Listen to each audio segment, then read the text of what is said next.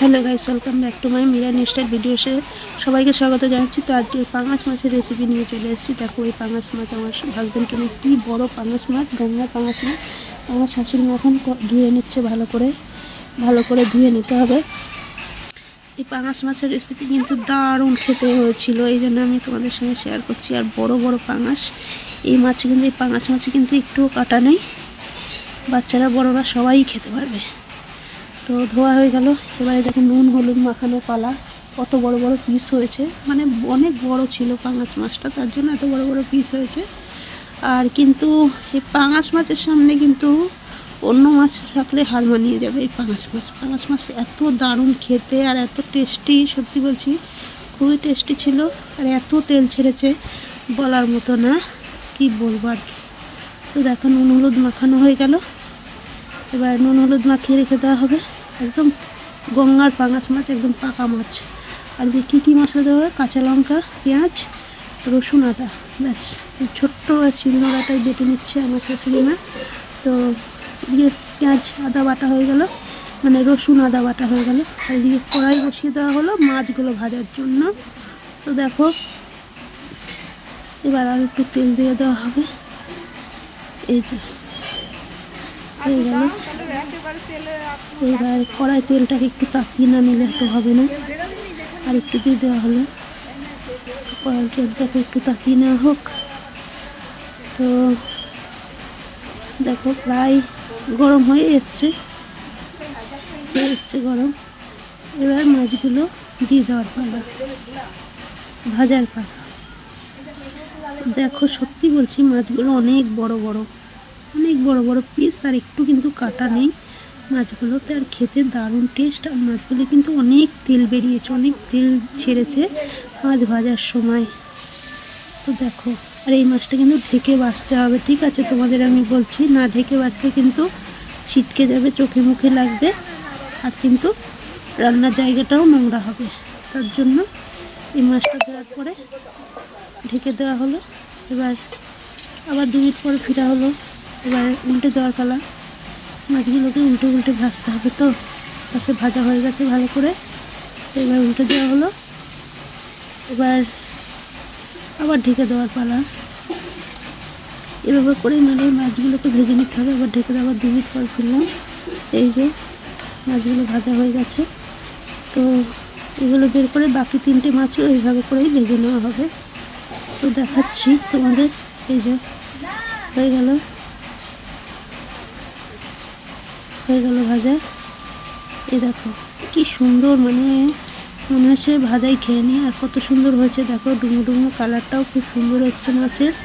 খুব সুন্দর করে ভেজে নিয়েছে, বড় বড় পিস, একদম গঙ্গার পাঙাশ মাছ, বুঝতেই তো পারছো। তো দেখো এখানে 3টে আলু সেদ্ধ করে কেটে সেদ্ধ করা হয়ে গেছে। মাছে দেওয়া যে জিরে ফোড়ন দিয়ে দেওয়া হলো। এবার পেঁয়াজ রসুন সব দিয়ে দেওয়া হবে, মশলাপাতিগুলো দিয়ে দেওয়া হবে। এবার এই যে রসুন দিয়ে দেওয়া হলো। এবার পেঁয়াজ দিয়ে দেওয়া হলো।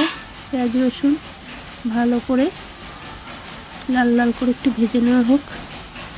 তারপরে আবার বাকি মশলা দেখা যাক কি হয়। এবার দেখো ভালো করে নেড়ে এই যে ভালো করে নেড়ে নিতে হবে। ভালো করে একটু লাল করে ভেজে নিতে হবে পেঁয়াজগুলো।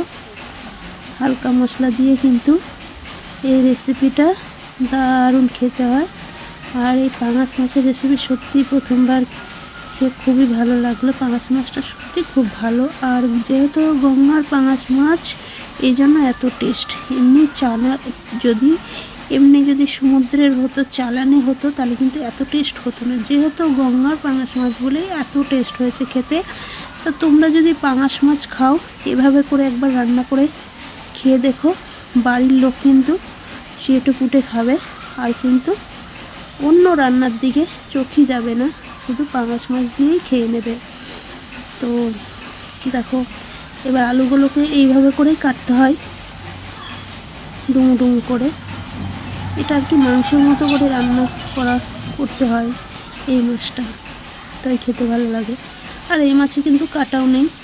আর ইলিশ মাছ বলো আর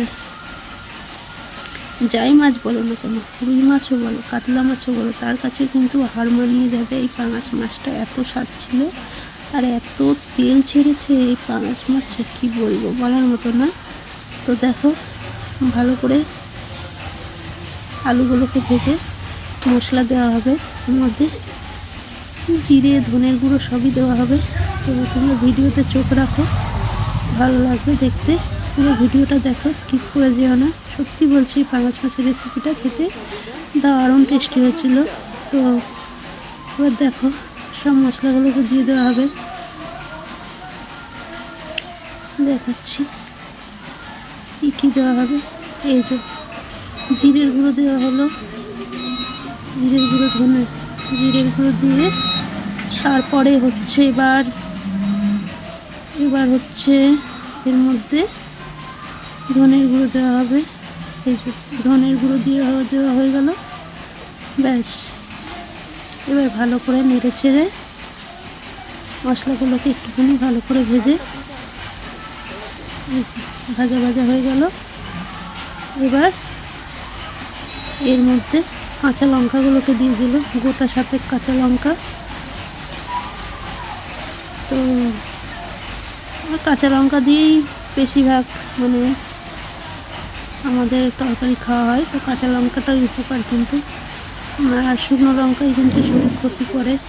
এখন শুকনো লঙ্কাটা কেউ খায় না অতটা, তো সেটাই আর কি দেখাচ্ছি। হালকা মশলা দিয়ে কিন্তু এই পাঙাশ মাছের রেসিপিটা কিন্তু দারুণ টেস্টি হয়েছিল খেতে। তো এই জন্য তোমাদের সঙ্গে শেয়ার না করে থাকতে পারলাম। হলুদ দিয়ে দেওয়া হলো, হলুদ। এবার স্বাদ অনুসারে লবণ দেওয়া হবে, এই যে লবণ দিয়ে দেওয়া হলো, হয়ে গেল লবণ দেওয়া। এবার ভালো করে নেড়ে চেড়ে তারপরে